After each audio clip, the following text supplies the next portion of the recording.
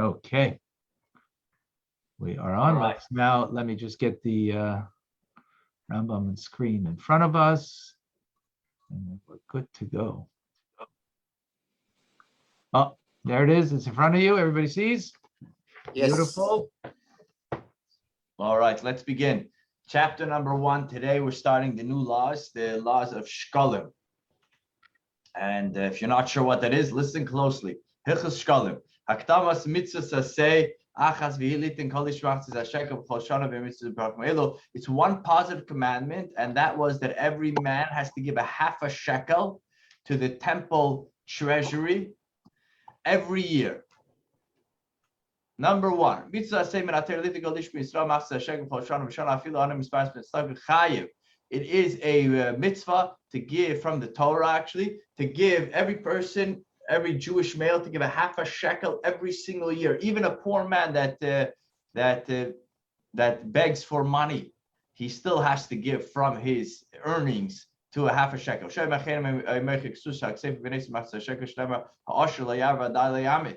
in the Torah that a wealthy man shouldn't give more than a half, and a poor man shouldn't give less. So even if you have to sell some of your clothing, you have to borrow, do so. And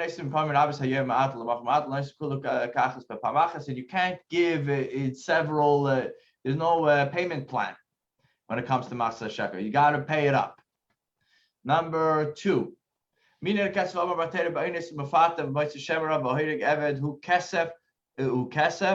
who shekel hanamer b'chol makom b'Torah. When it comes to money mentioned in the Torah, referring to fines that have to pay for a rapist, a seducer, a slander, or a slave killer, it's calculated in the amount of shkalim.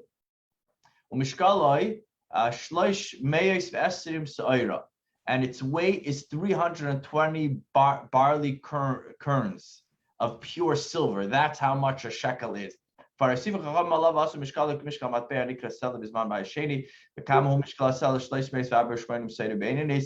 sages increased its value from, instead of 320 barleys, it's to 384 average size barley kernels of pure silver weight, because that corresponds to the equivalent of a coin called the sela. So that's what they did it. So it's a little bit. You know that there's about 20 grams. 20 grams. How much is a gram? Oh no, that's ounces. I don't know how much that would be today. Figure out. Chabad of Zichron will let you know and send you the link where to send it. Asela, arba'a dinarim, dinar. Okay, so now it's going to go into like the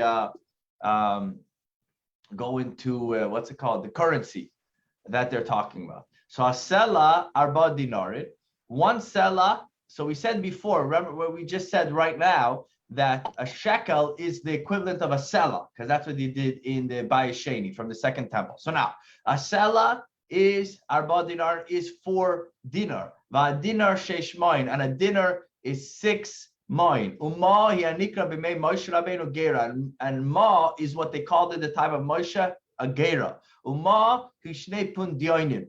A ma has 2 pundyonim in it. Upundyon shnei isar, and a pundyon has 2 isar. Upruta achas mishmoina be'isar, and 1 pruta is the worth of an eighth of an isar, which means there's 8 prutas in an isar. I don't know why he says it that way. Nimtza mishkal amma vihi hagera sheish eses ayrais. So the weight of a ma, which is a gera, is 16 barley corns of silver. Umishkal isar arbas ayrais, and the weight of isar is 4 barley kernels. Umishkal pruta chatzis ayra, and pruta, which is the lowest one, it's like the penny, similar to like a penny today, not in amount, but in I don't know what you want to call it. Denomination, right? So that would be a half a barley kernel of silver. Number 4. There was another coin that was used at that time, and that was the worth of 2 slayim, and that was called a dar coin. These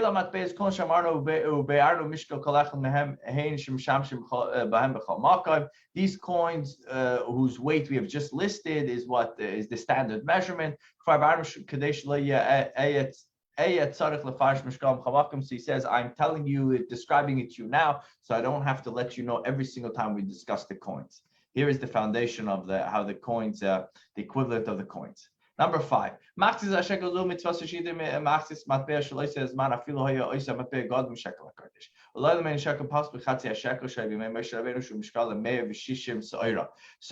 the mitzvah is to give a half a shekel, which would be considered today a half a dollar, let's say, in the currency of the time. But it has to be more than how much a half a shekel was at the time of Moshe Rabbeinu, which is the weight of 160 barley kernels of silver. If your half a coin is above that, good. If it's below that, then you have to give more.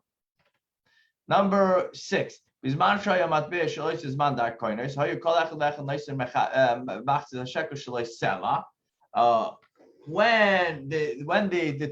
common currency was a dark coin, so each person would give a sela as a half a shekel. And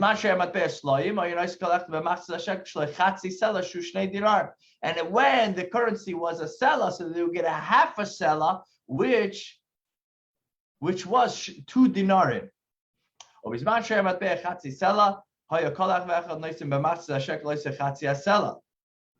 And when the currency was a half a sela, everyone would give that coin of a half a sela as a half a shekel, meaning they wouldn't give a half of a half. And the Jews at no time did they give less than a half a shekel mentioned in the Torah for a half a shekel. Number 7. Everybody has to give a half a shekel, a Kohen, a Levi, Yisrael, a convert, a slave that is a slave that was freed. But not women and not slaves that are not free and not children. But if they do give, we accept, like every donation. But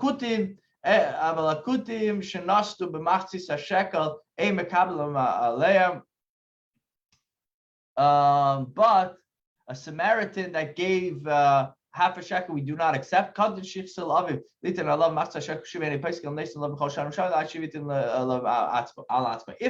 a parent decides to give for a child a half a shekel on his behalf, and then you have to continue giving until the child becomes of age of bar mitzvah and they give on their own. You can't decide, oh, this year I'll give when they're 3, but when they're 4, I stop giving. Number 8. Shekalim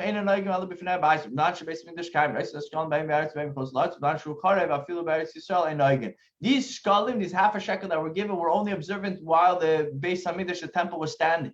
And whether you lived in Yerushalayim or outside, you still gave. Now that there is no temple, even in Jerusalem, you don't give a half a shekel. Number 9. On the first day of Adar, they would start already announcing and saying that the half a shekel is approaching, so you can be ready. On the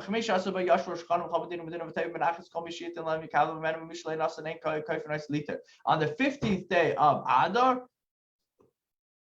so the money changers would sit and they would accept the half a shekel. And they wouldn't force anyone. And on the 25th day, they would sit in the Holy Temple and collect. And from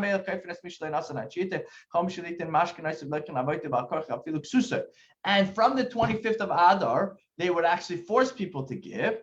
And people that didn't give, they would people that wouldn't give voluntarily, they would take their property and force them to give them money. Even the clothing that they're wearing, they would to that extent. Number 10.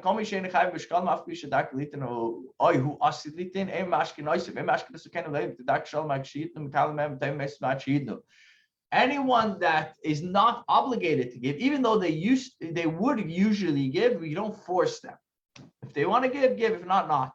And we don't take property from the Kohanim because of Darkei Shalom. We want to keep it peaceful. Instead, when they give, we accept them, and if they don't, we still demand them to give until they give, but we don't actually take from their property as a collateral for them to give. And with this, we finish the first chapter of Shekalim. Shkoyach, thank you. I'm going to take over label. He's just text me that he's not going to get on today. So I'll whatever. I'll take over. Thanks. Of course. Okay, chapter 2. So somebody put in the chat the weight of the half a shekel looks like 20 grams. 20 grams is 0.7 ounces. 0.7 ounces. 0.7. Oh, so an ounce today is about is how much is an ounce of silver today? $20, $40.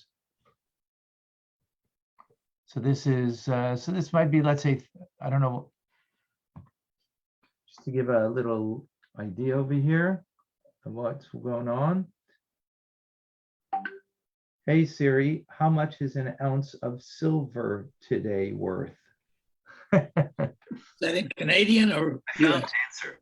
It's displayed on your. Okay, it's $30 Canadian, so it's going to be about a little over $20 Canadian. $15 US or something like that. That's what it is.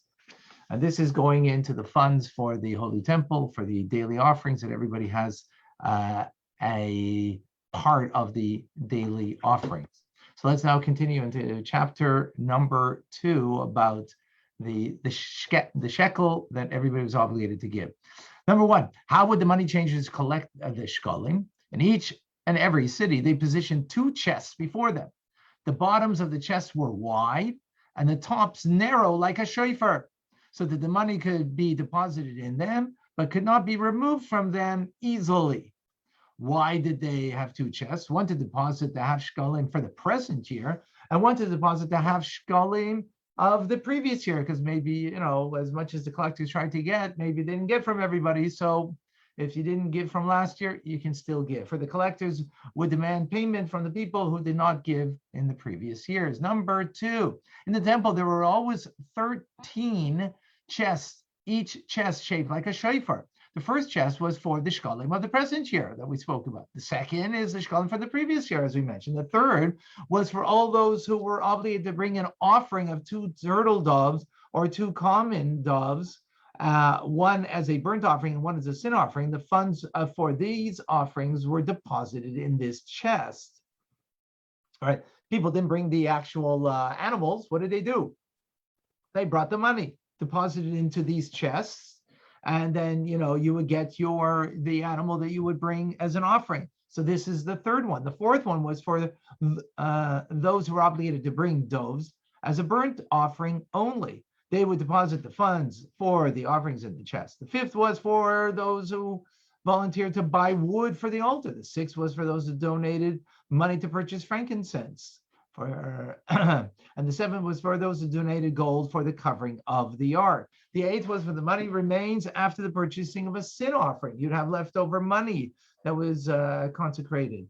A person set aside funds to use for the purchase of sin offering, and money remained after the purchase. Those monies are consecrated. Those funds were deposited in this 8th chest. The 9th was for the money that remains after purchasing a guilt offering. The 10th was money that remains after purchasing the pairs of doves necessary for the offerings of Zavim, Zavais, and a woman after childbirth. The 11th for the money that remains after purchasing the offerings of the Nazarite. And the 12th for the money that remains after purchasing the guilt offering of a leper, of a Mitzvah. And the 13th, and final one, for the person who pledged money for an animal to be brought as a burnt offering. Number 3, the purpose of each category for which the funds in the chest were used was written on the outside of the chest. The court stipulated that all the monies that remained after the purchase of sacrifices for which they were designated should be used to offer animals as burnt offering.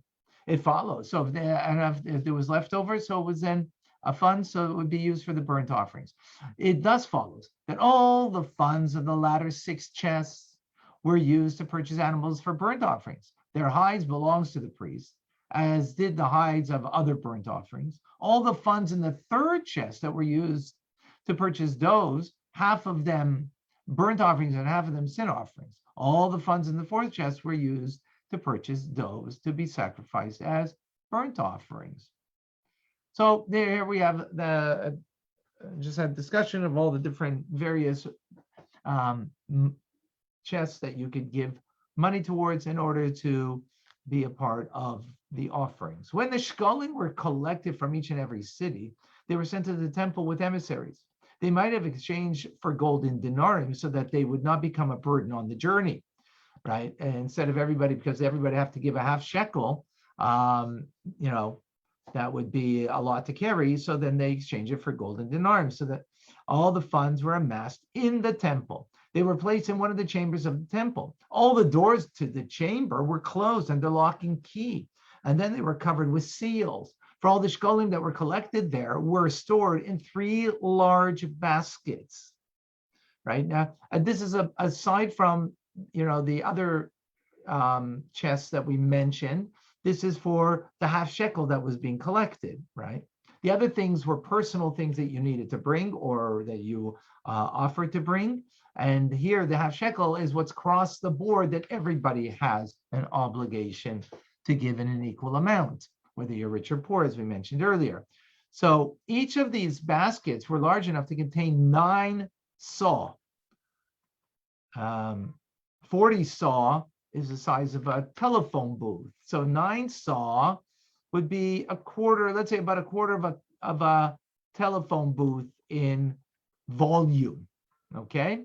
The remainder of the money was left in the chamber. The money in the baskets was referred to as Trumas Halishka, the funds, the chamber that were set aside, right? So, the funds that remain besides the funds stored in the baskets were referred to as Sharia Lishka, the remainder within the chamber. So the word Lishka means the chamber, the Truma means the funds, the set aside funds, okay? On 3 occasions during the year, the funds were taken from the chamber. On Rosh Chodesh Nisan, right, 15 days before Passover. On either the day before or the day after the festival of Rosh Chodesh Tishrei, right? So the day before Rosh Hashanah or the day after. On the 15th, 15 days before Shavuos, right? In Nisan and in the end of Iyar. How is the money set aside? One person enters the chamber with guards stand around outside. He asks them, should I set aside funds? They answer him, set aside funds, set them aside, repeating the answer 3 times. The person then filled 3 small baskets, each containing 3 saw from the funds in the 3 large baskets that each one contained 9 saw, 3 times as much. When he took the money outside to use it until it was depleted, afterwards, he returned and refilled the 3 small baskets from the 3 large baskets a second time before Shavuos. As we mentioned, that was the first time was Rosh Chodesh Nisan, second time before 15 days before Shavuos. The money was then used until it was depleted. In Tishrei, he returned a 3rd time, filled the 3 small baskets from the 3 large baskets, and used the funds until they were exhausted until Rosh Chodesh Nisan. Right, which would be the next time that the basket, that would be filled with more monies. Remember, because a month earlier they already started, as we learned in the first chapter, the Rosh Chodesh Adar, a month before Nisan, they'll already be going around to collect for the New Year's funds. On Rosh Chodesh Nisan, funds were set aside for the new collection. If the funds in the 3 large containers were insufficient and were exhausted before the month of Nisan, they would set aside other funds from the remainder within the chamber, because there were other funds set aside there, of course. Number 7, the 3 smaller baskets into which the funds were set aside were taken outside and labeled Aleph, Beis, Gimel.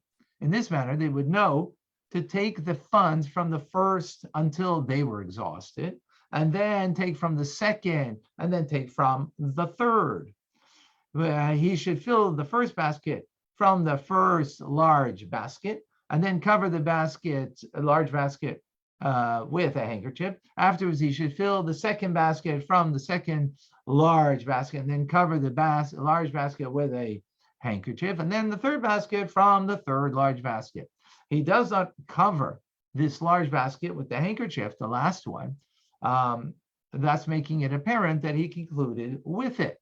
And he would begin with it when he entered a second time before Shavuos. At that time, he would set aside the funds from the large basket that was uncovered. Then he covered it. He then set aside from the large basket from that which he had taken the funds first on the previous occasion, covered it. And then he would take the funds from the large basket that was next to it. He would not cover this basket so that he would know to start from it Tishrei, the third time he entered. Thus, he would have placed the funds into the first, second, and third in small baskets from each of the large baskets. So a very systematic way of making sure that you knew exactly where you started, where you left off, and so on. Number 8, when he placed the funds in these 3 small baskets, he placed the funds in the first basket on behalf of the inhabitants of Eretz Yisrael. Now we get an understanding why these 3 baskets, right? Because the monies there are on behalf of the people who lived in Israel. The second basket was on behalf of the inhabitants of the walled cities surrounding Eretz Yisrael, right outside of Israel, but in walled cities, and on behalf of the inhabitants of the totality of Eretz Yisrael. On the behalf of the second was baskets on behalf of the inhabitants of the walled cities surrounding Eretz Yisrael, and on behalf of the inhabitants of the totality. And totality of Eretz Yisrael means here beyond, like in Syria, there were parts, or on Transjordan and so on, right, that were also of the totality of Israel, as opposed to Israel proper. In other words, other lands that might have been conquered. That's what it means. And the third basket on behalf of the inhabitants of Babylon, on behalf of the inhabitants of Media, right, this modern day Iraq, Iran, on behalf of the inhabitants of distant countries, and on behalf of the remainder of the Jewish people, that every Jew should have a portion of the daily offerings that were put on the altar. So that's why the 3 different baskets, in other words, to commemorate, or to not commemorate, but to connect everybody to the offerings. Number 9, when he set aside the funds, he had the intention of including all of those whose shekalim had been collected, and we present it in the chamber, all those whose shekalim had been collected and had not reached the chamber, and all of those shekalim who would be collected in the future. In this manner, the shekalim that he set aside to use to purchase sacrifices would serve as an atonement for the entire Jewish people. It is as if their shekalim had already been reached the chamber and were included in the money that was set aside. So when they took out not only for everybody, but even those who did not yet give, but will only in the future give. So they was set aside, bearing in mind that the atonement that is achieved, because remember, this is daily offering that brings atonement to the Jewish people, that they have a part in it, and therefore, even if you did not yet give, you are participating because of the future giving that you will indeed give. Number 10, when the person entered in to set aside the funds, he should not enter wearing a garment in which he could hide money, nor wearing shoes or sandals, nor wearing tefillin or an amulet, lest the people suspect that he hid funds from the chamber underneath them when he set aside the funds. And they would talk to him continuously from the time he entered until the time he departed, so that he would not place a coin in his mouth. This was only, even though all, as he says, all of these safeguards were taken, a poor person or someone who craved money should not be appointed to set aside these funds. And this way, the matter will not arouse suspicion, thus fulfilling the advice that it says in the book of Numbers, you shall be blameless before God, before Israel. That Yishveisim Nikim me Hashem o mi Israel. Right? There's a very important idea that we should not only we should be blameless, but we should appear blameless. In other words, we might be totally blameless for something, but it doesn't have the appearance of blameless. That's why they wouldn't have someone who is poor go and take the money. He's poor, maybe he's going to put something aside for himself. He wouldn't go in with shoes, maybe he put something in his shoes. Even talk to him. So that way no one would ever say that this person ever took money. That's to how, wow, we have to be before God. Chapter number 3. Coins of the half shekel were required by everyone so that each individual give a half shekel he was obligated to give. Therefore, when a person went to a money changer to exchange a shekel for 2 half shkolim, he would give the money exchanger an extra amount in addition to the shekel. This extra amount is referred to as a kolbon. Therefore, when 2 individuals give a shekel to discharge their obligation incumbent upon both of them, they were obligated to give a kolbon. This is, how would you call it? A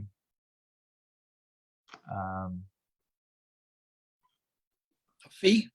A fee, yes, a fee.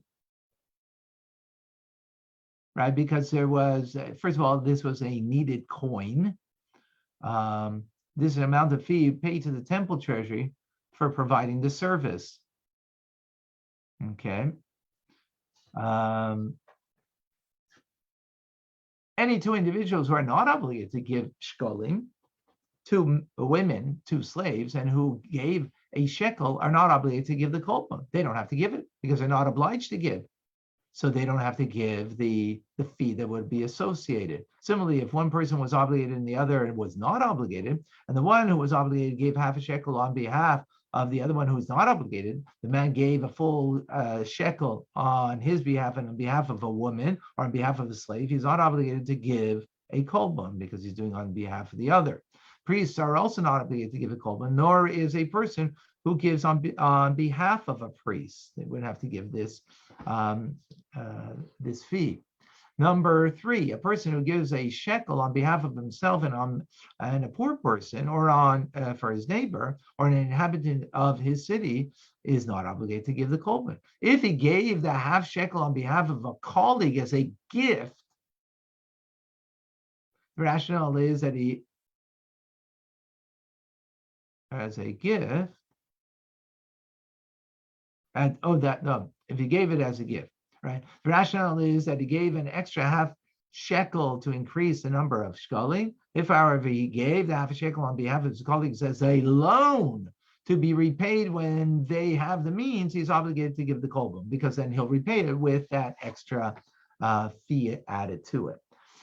Number 4, brothers who have not divided the estate left to them by their father, and similarly partners who give 1 shekel on behalf of the 2 individuals are not obligated to give a kolbon. When does this apply? When the partners have conducted business with the funds of the partnership and the initial funds are no longer present. If, however, one individual brought funds and the other brought funds and the other brought funds and they joined them together but did not exchange or spend the funds, they are obligated to give a kolbon. In other words, it's not coming from the 2 of them as one, it's coming from each one individually that are coming together. Therefore, they're obliged to give a kolbon. It's only when you're as one, or you're doing it for another, so it makes you as one, then you're not obliged to give the kolbon. If they conducted business with the funds of the partnership, afterwards divided the assets, and then entered into a new partnership, they're obligated to give a kolbon until they conduct business under the new partnership agreement and exchange the money in the partnership account, right? Because they didn't do it yet. So there isn't that, bond between them. When, by contrast, brothers are partners, jointly own an animal and funds, and then they subsequently divide the funds, they are obligated to give a kolbon, although they have not divided the animal. Conversely, however, because they are separating. Conversely, however, if they divided the animal but did not divide the funds, they are not obligated to give a kolbon until they divide the funds. We do not say that the funds are about to be divided. Number 6, when a person gives a shekel to the temple treasury so that he will be considered as if he gave the half shekel, he is obligated to give, the half shekel, and so that he should receive a half shekel that he collected from others, he is obligated to give 2 kolbon. Right, so he gave a whole shekel that includes the half shekel that he has to give.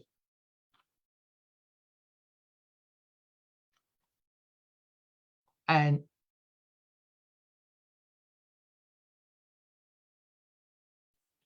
so that he should receive a half shekel that was collected from others, he is obliged, 1 second, excuse me.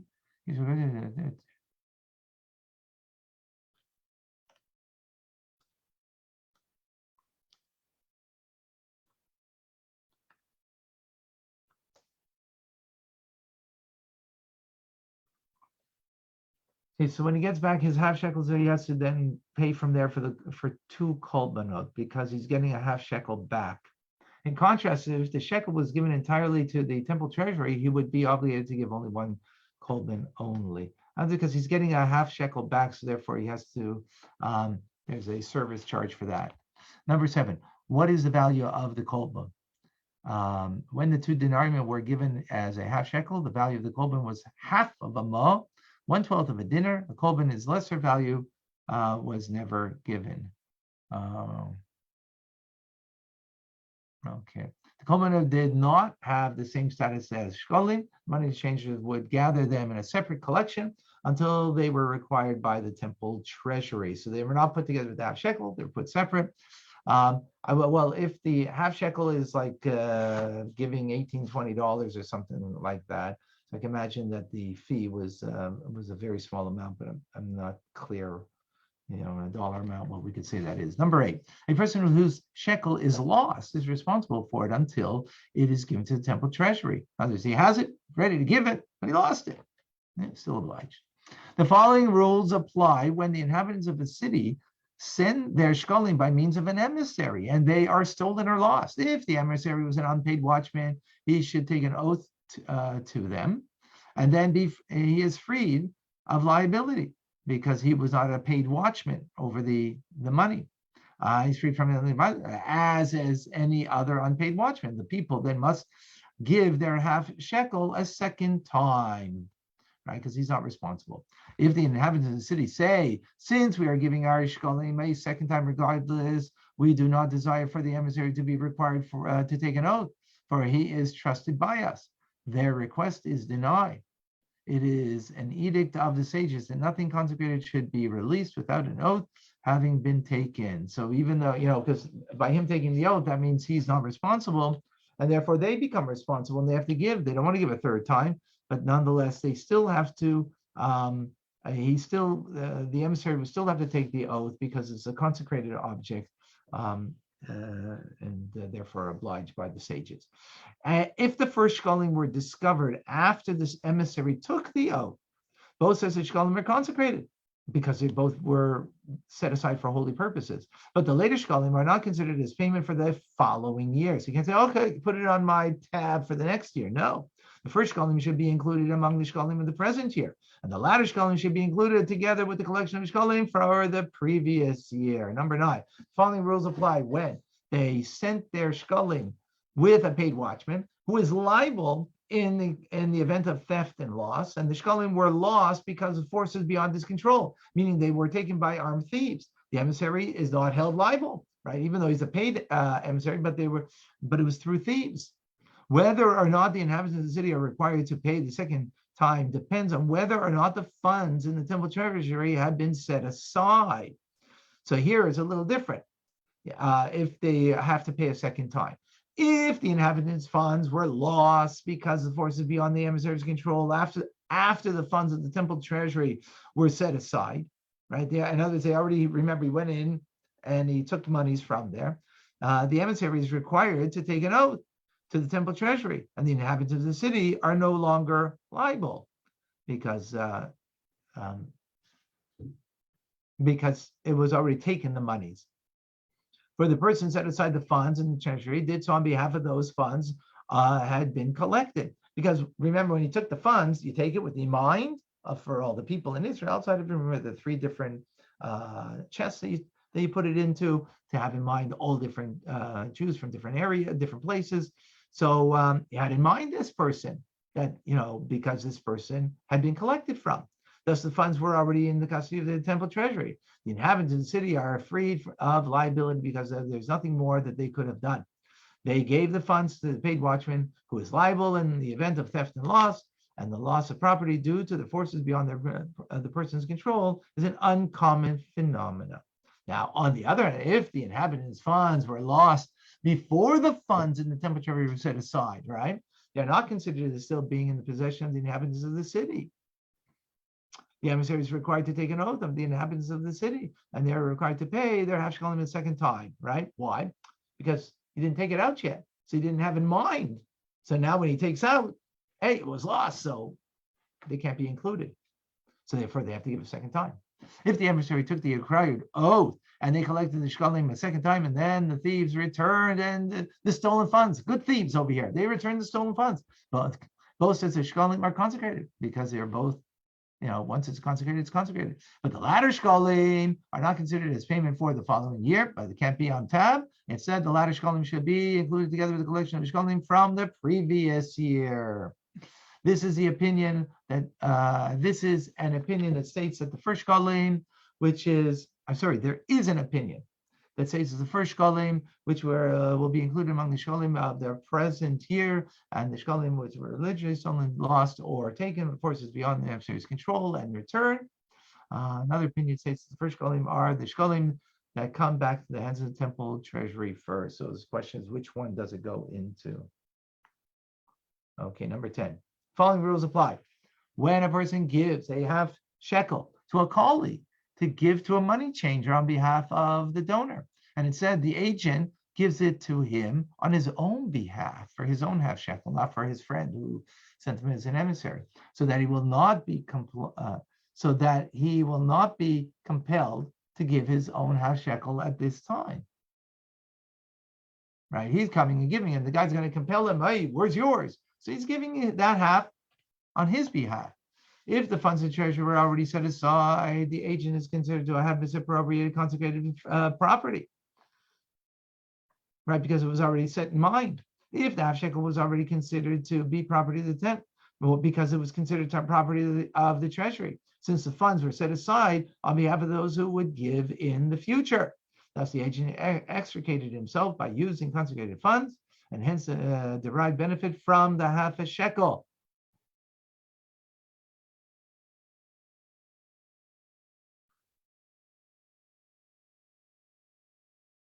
Second.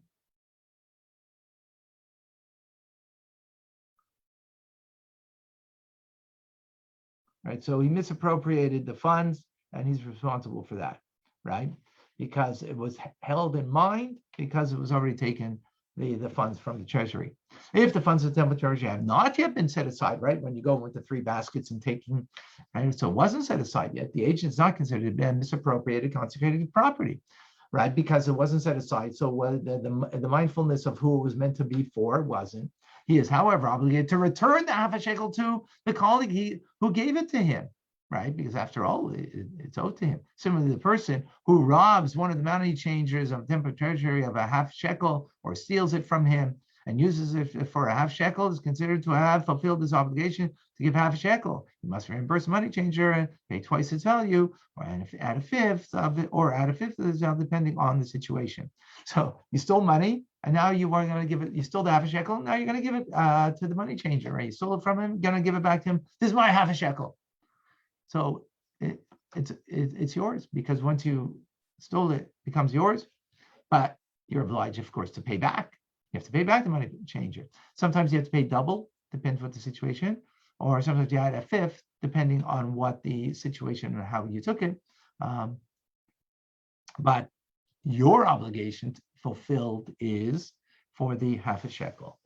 Thief you are.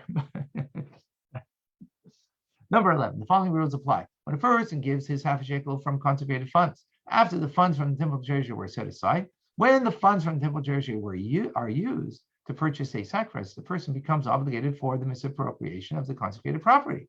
He has, however, fulfilled his obligation of giving a half a shekel. Should one give a half a shekel from the funds? Should one give a half a shekel from the funds that were designated as a second tithe? So you're giving half a shekel from funds that were actually designated for second tithe, which means you come to Jerusalem and partake. He should partake of the quantity of food that is equivalent value in Jerusalem. Should one give the half a shekel from the funds that were given in exchange for the produce of a sabbatical year? So here you're taking half a shekel, but where are you taking it from? From produce of a sabbatical year, right? The exchange, right? The money's worth. He should partake in the quantity of food as equivalent value and treat the sanctity produce of the sabbatical year. Should one give a half shekel from an apostate city, his act is of no consequence whatsoever, because there you're not allowed to have any pleasure from the property of an apostate city. Iranidachas. When a person has set aside a half a shekel under the impression that he was obligated to give it, and then he discovers he wasn't obligated, his half a shekel is not consecrated, because your giving is only because you're obliged. If you're not obliged, your giving means nothing, and therefore the half a shekel is not consecrated. When a person, how's it you're not obliged? Maybe because you either, maybe because you gave, or maybe you found out, hey, I'm half a slave, or whatever. When a person gave 2 half shekalim, or a complete slave, 2 half shekalim, and later discovered that he was obligated to give only 1 half a shekel, following rules apply. If he gave them one after another, the second half shekel is not consecrated because they weren't given at the same time. Because you gave and then you fulfilled your obligation. Now, whatever you gave is not, it means nothing, so it's not consecrated. If he gave both of them one time, then the 1 half shekel and the one is considered as an overpayment for a half shekel, right? So, but it's still consecrated. If a person set aside a half shekel and died, half shekel should be designated as funds donated for the purpose of purchasing burnt offerings, because it became consecrated. Therefore, it should be used for consecrated purposes for purchasing the oila offering for the daily sacrifice. Number 13, following rules apply when a person takes coins in his hands and says, these are my half shekel, or when one collects a ma'ah after a ma'ah or a pruta and says, I'm collecting money for my half a shekel. Even if he collects an entire purse full, all that he is required to give is a half a shekel, and he is obligated to give, and the rest of the funds remain unconsecrated. For any overpayment given for a half shekel remains unconsecrated, right? Unless you actually, again, gave it. But if you just put aside the funds, or collecting funds, and now you got over, then it doesn't make it. It's when in the actual giving that could make it consecrated, but otherwise not. Number 14, following rules apply when money is discovered in the collection area of the temple. Between the chests, remember we said there are 13 different chests there. So if it was found money, question is, from which chest does it belong? Between the chest half shekalim and the chest designated for donations for burnt offering. If the funds are closer to the chest of the shekalim, they should be considered as shekalim. If they're closer to the chest designated for donations for burnt offerings, they should be used for that purpose. If the funds are equivalent between the 2 chests, they're designated donations for burnt offerings. And as it's equal between 2 chests, so then you go to the burnt offerings. The rationale is that these donations involve a more severe type of offering, for they are used entirely for burnt offering. The shekalim, by contrast, are used for burnt offerings and other purposes, as will be explained in the following chapter. Okay, exactly what these monies are used for. Number 15, similarly, all the funds that are found between chests should be designated for the purpose of the chest to which they are closest. If the funds are discovered equidistant between chests, for example, if they are between the chests whose contents are used to purchase wood and the chest whose content is used to purchase frankincense, they should be designated for purchasing frankincense. Why? Because frankincense is greater value than wood for the altar, right? That's the principle that we're going to have over here. If they discovered between the chest whose contents are used to purchase pairs of dove and the chest whose contents are used to purchase doves for burnt offerings, they should be designated for the purchasing doves for burnt offerings. This is a general principle. In all cases, we designate the funds for the purposes of the chest to which they are closest. If the funds are equidistant from 2 chests, we designate them for the purposes that are governed by more stringent requirements. Now, all the coins found in Temple Mount are considered unconsecrated funds. This is Temple Mount, right? We were talking about by the chest, which is in the temple. Because the temple treasury does not take money out of the temple treasury until he transfers their consecrated dimension to the animals that he purchases for sacrifice, so that it's not consecrated. But if it's found in the area of the where the chests are, then it is considered consecrated. The question is, of course, just for what? Any questions, any comments?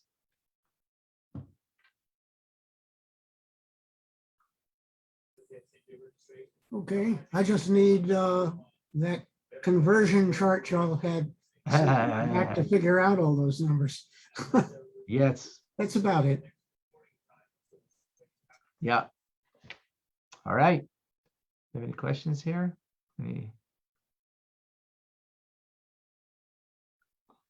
thank you, Denis, for the calculation here.